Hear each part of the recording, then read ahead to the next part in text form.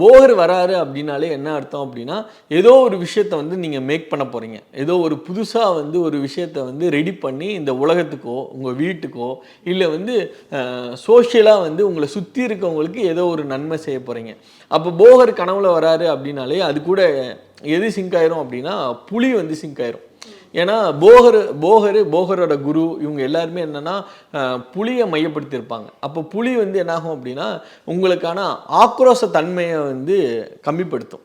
நீங்கள் லைஃப்பில் வந்து ரொம்ப ஆக்ரோஷமாக இருப்பீங்க. சிடு சிடுன்னு விழுந்துகிட்டே இருந்திருப்பீங்க எல்லாரு மேலேயும். யாராச்சும் ஏதாவது சொன்னால் சிடு சிடுன்னு விழுவீங்க.